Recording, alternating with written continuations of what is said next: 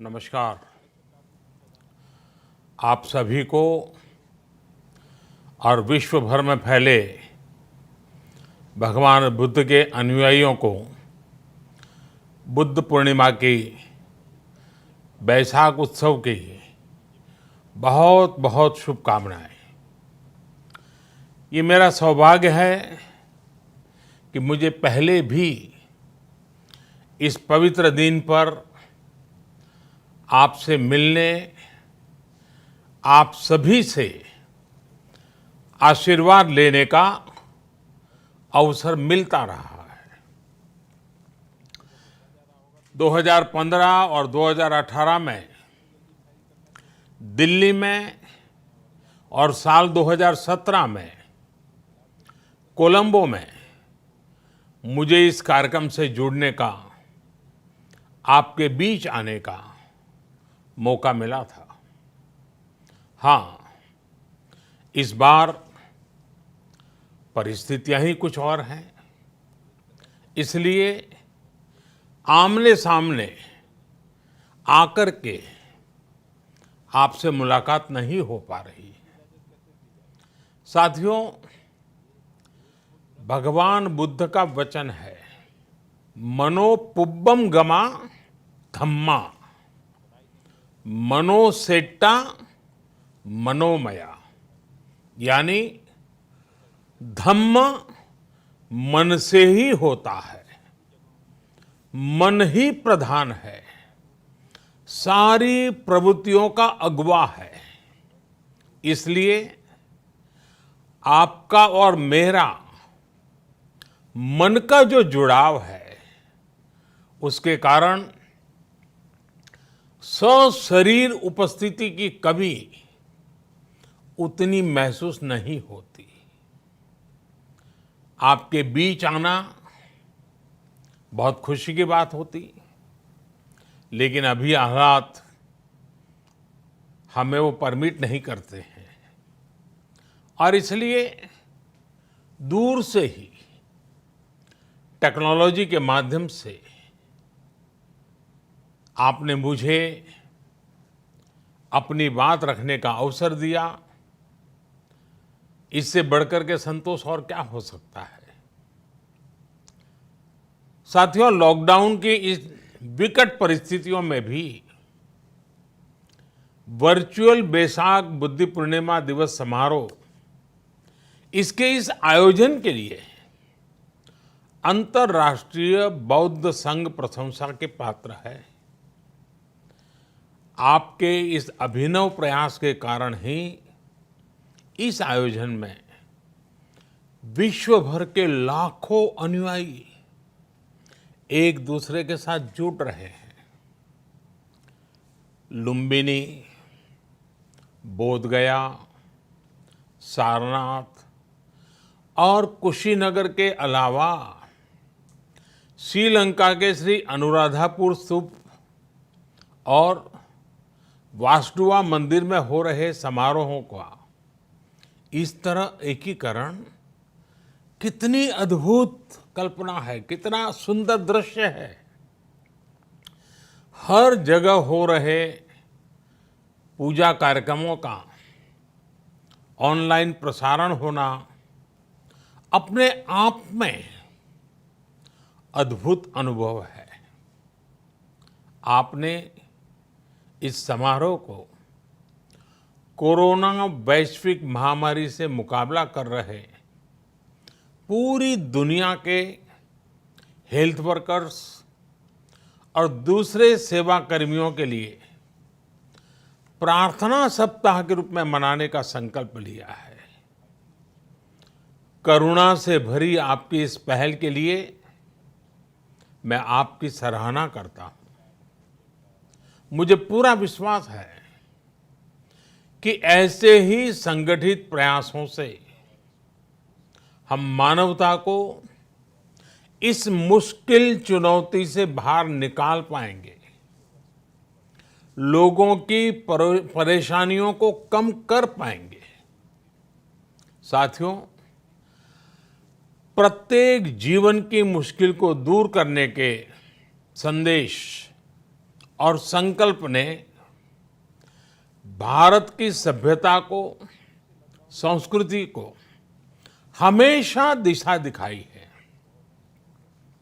भगवान बुद्ध ने भारत की संस्कृति और इस महान परंपरा को बहुत समृद्ध किया है। वो अपना दीपक स्वयं बने और अपनी जीवन यात्रा में दूसरों के जीवन को भी प्रकाशित करते रहे। और इसलिए बुद्ध किसी एक परिस्थिति तक सीमित नहीं है, किसी एक प्रसंग तक सीमित नहीं है।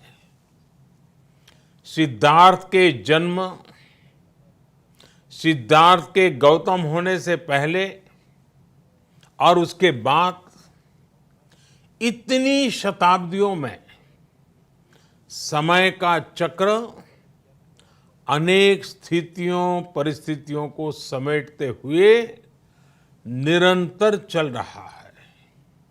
समय बदला, स्थिति बदली, समाज की व्यवस्थाएं बदली, लेकिन भगवान बुद्ध का संदेश हमारे जीवन में निरंतर प्रवाहमान रहा है। ये सिर्फ इसलिए संभव हो पाया है क्योंकि बुद्ध सिर्फ एक नाम नहीं है, बल्कि एक पवित्र विचार भी है। एक ऐसा विचार जो प्रत्येक मानव के हृदय में धड़कता है, मानवता का मार्गदर्शन करता है। बुद्ध त्याग और तपस्या की सीमा है। बुद्ध सेवा और समर्पण का पर्याय है।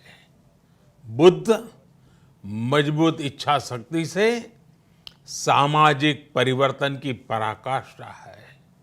बुद्ध वो है जो स्वयं को तपाकर, स्वयं को खपाकर, खुद को न्योछावर करके पूरी दुनिया में आनंद फैलाने के लिए समर्पित है।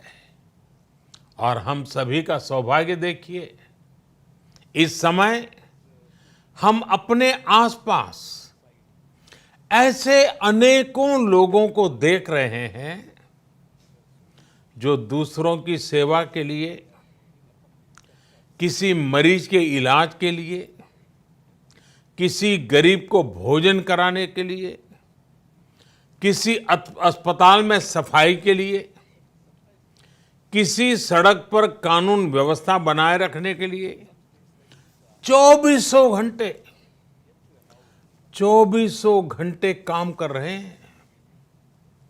भारत में, भारत के बाहर ऐसा प्रत्येक व्यक्ति, विश्व के हर कोने में ऐसा प्रत्येक व्यक्ति अभिनंदन का पात्र है, नमन का पात्र है।